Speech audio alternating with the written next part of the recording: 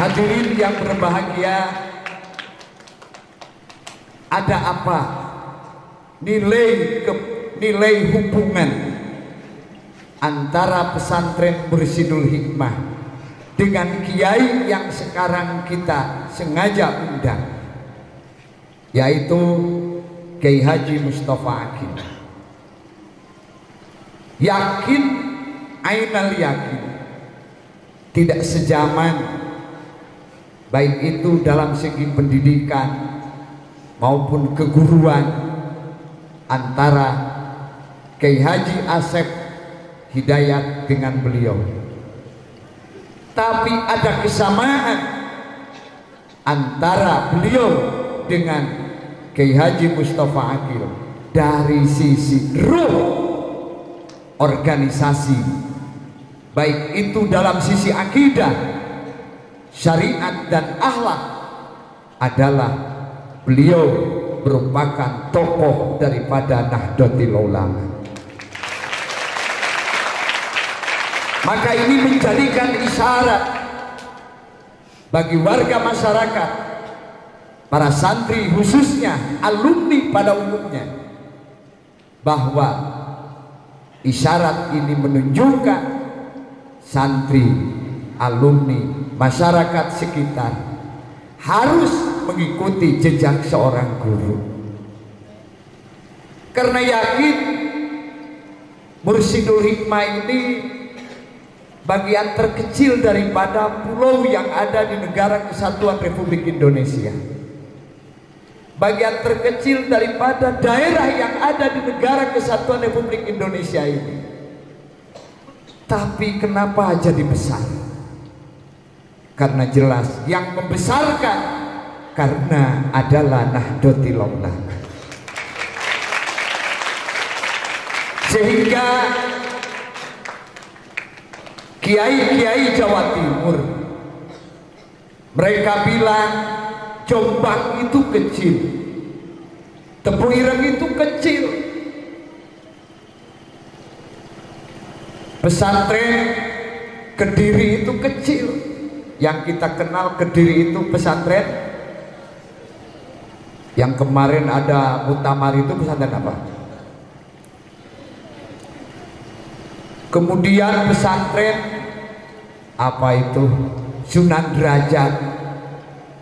Pokoknya peloso yang kita terkenal.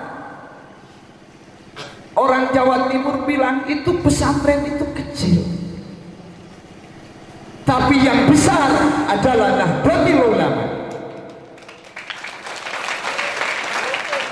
Apa maksudnya? Sebesar apapun pesantren, ribuan santrinya, alumninya di mana-mana, tapi tidak membesarkan NU, itu jangan anggap pesantren itu akan besar. Sekalipun pesantren yang kecil, bahkan ada di daerah yang sangat terjal seperti apa namanya ini, Mekarsari ini, ya kalau dibanding dengan Aur Kuning ini agak mendingan itu. Tapi karena memang memancarkan Nahdlatul Ulama, sehingga tidak ada duanya mobil yang dibawa oleh Mursyidul Hikmah, pasti NU-nya lebih besar daripada kaca mobilnya. Akhirnya walaupun ada di tempat yang sangat pelosok ini, bisa dikejar dari semua santri yang datang dari berbagai daerah. Ini membuktikan bahwa betul-betul keberkahan daripada kita memelihara Nahdlatul Ulama justru membawakan kemanfaatan ilmu para ulama. Sehingga Syekh Hasyim Asy'ari bilang, barang siapa yang mengurusi NU itu adalah muridku. Maka insya Allah Kiai Haji Asep Hidayat beserta santrinya, beserta alumninya, bahkan lingkungan masyarakatnya, insya Allah nanti akan bersama-sama dengan Syekh Hasyim Asy'ari. Kenapa? Karena memang membesarkan Nahdlatul Ulama, terutama pesantren, betul-betul membesarkan secara positif, karena pesantren adalah merupakan calon ulama. At-talabah warasatul ulama wal ulama warasatul anbiya. Santri itu adalah calon ulama, dan ulama itu adalah warisan daripada para nabi. Di sana santri, di sana tempat santri mengaji, di sana nuntut ilmu dengan bekal tekad yang kuat dalam menjalin ukhuwah Islamiyah, dalam menjalin watoniyah, dalam menjalin ukhuwah basyariyah. Ulama sebagai warasatul telah pergi mendahului kita, mereka menghadap Ilahi yang mulia. Santrilah, santrilah pewarisnya, santri pejuang kelak, santrilah demi tercapainya tegak agama di bawah panji iman takwa. Inilah menjadikan bukti bahwa at-talabah warasatul ulama wal ulama warasatul anbiya. Pertanyaan, kenapa pesantren menjadikan warasatul ulama? Karena jelas pesantren ini dilahirkan dari seorang guru yang jelas keabsahan ilmunya bisa diterima, sanad-sanad ilmunya bisa diterima, karena yang dikaji di pesantren ini dengan kajian yang begitu kuat, yaitu dengan istilah kutubul turos, artinya kitab kuning. Maka dengan kitab kuning inilah yang menjadikan pengantar kebenaran dalam memahami al-Islam. Kita tidak cukup hanya mengontek Quran, kita tidak cukup hanya mengontek hadis, karena hadis itu di zaman Rasulullah Sallallahu Alaihi Wasallam. Kedua, Quran dan hadis bukan bahasa tawang, tapi Quran dan hadis adalah bahasa Arab yang perlu mendapatkan penelitian, pemahaman dalam segi ilmu untuk menggali bahasa Arab. Sehingga ketika orang berbicara tentang hukum hanya kembali kepada Quran, kembali kepada sunnah, itu bohong. Itu bohong. Mau bagaimana benar kita memahami Quran, memahami hadis, karena kita tidak ada sejarah Rasulullah datang kepada kita. Kita bukan sejaman dengan Rasulullah. Jangan-jangan dengan Rasulullah sahabat pun tidak. Jangan-jangan dengan sahabat tabi'in pun tidak.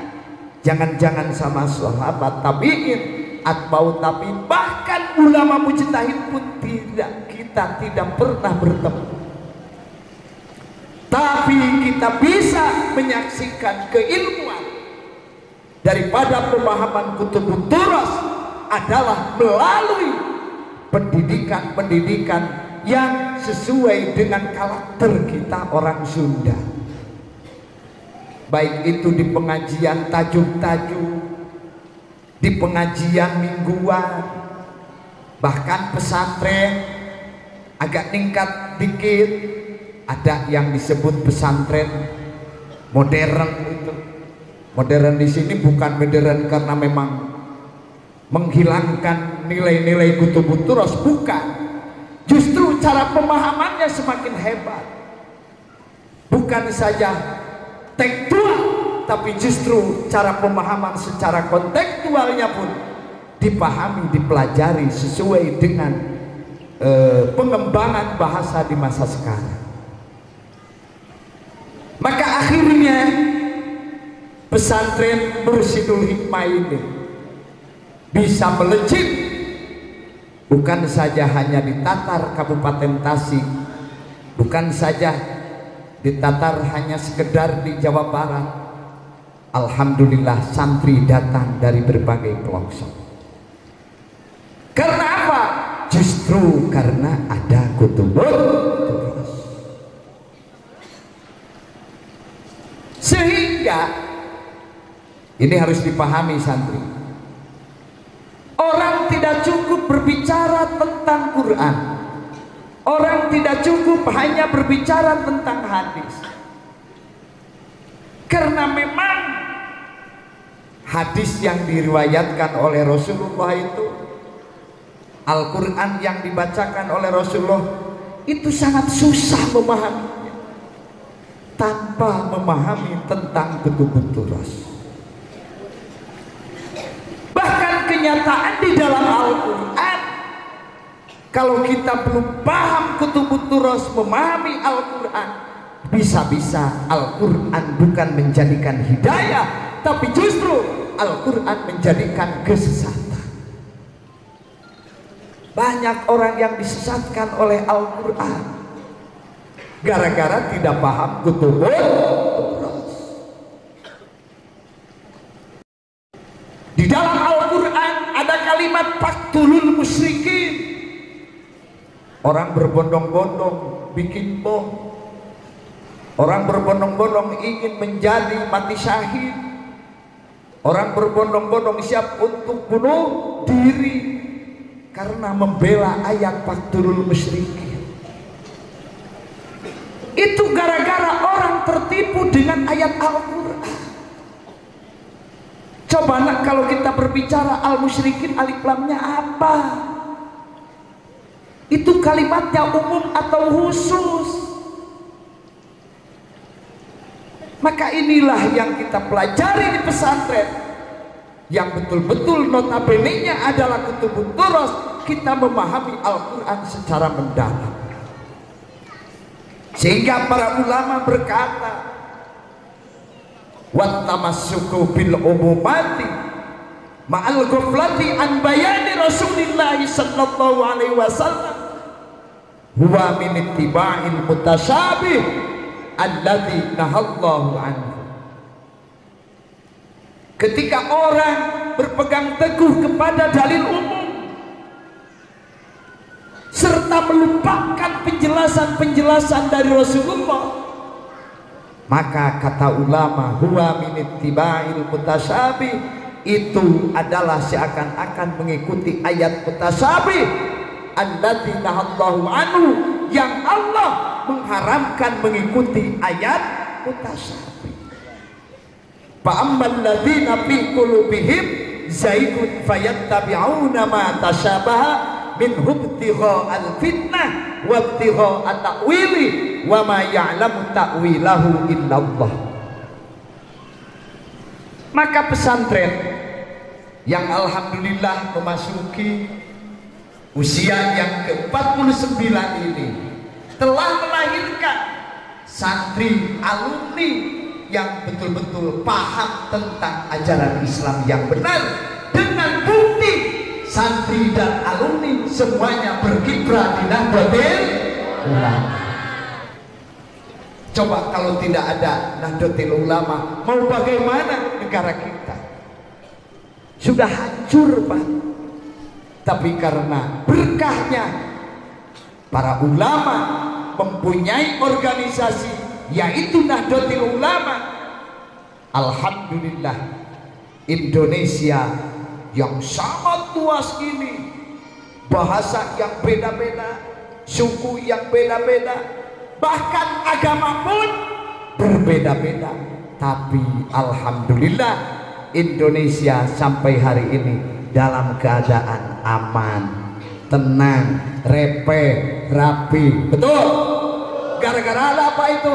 Gara-gara ada Nahdlatul Ulama ternyata bisa membuat suatu cara dengan anggaran atau dasar negara, yaitu Pancasila, Undang-Undang Dasar 1945, dan Negara Kesatuan Republik Indonesia. Maka alhamdulillah dengan dijaga oleh Nahdlatul Ulama, karena ada bansernya, ada IPNU-nya, ada IPPNU-nya, Muslimat Patayan, alhamdulillah dalam keadaan aman, tentram, damai negara kita, Negara Kesatuan Republik Indonesia. Maka pesantren Mursidul Hikmah yang lahir di sekitar tahun sebenarnya saya lahir nanti 72, yang diteruskan oleh putranya yaitu Kiai Haji Asep Hidayat, yang sekarang punya julukan di luar kota namanya Asep Alpiah.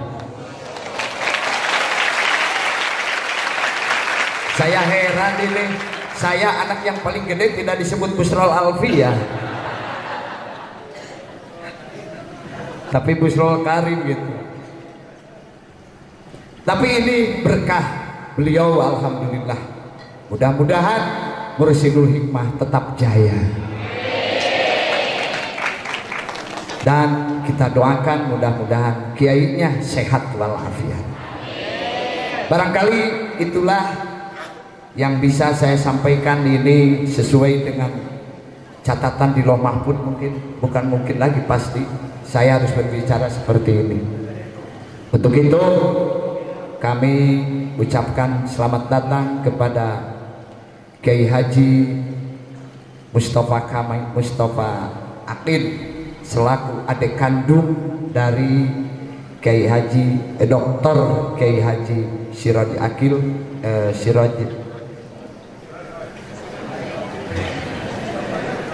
agak itu apa itu suka terbalik gitu, yang sekarang menjadi ketua PBNU. Kita doakan mudah-mudahan Pak Said, istilah panggilan yang paling enak Pak Said ya, dalam keadaan sehat walafiat, panjang umur.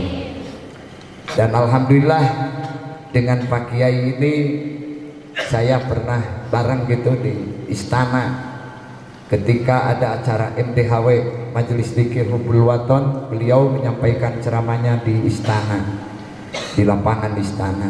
Ini luar biasa, adalah mubalik dari Nahdlatul Ulama. Maka kita pun tidak menutup kemungkinan santri Mursidul Hikmah bisa tabligh di depan Monas. Tapi bukan orasi, bukan demo, tapi ini betul-betul dalam rangka menyatukan bangsa Negara Kesatuan Republik Indonesia. Masuk usia yang ke-70 sebagai wujud daripada perjuangan para pahlawan, terutama pahlawan nasional, termasuk di dalamnya Syekh Hasyim Asy'ari.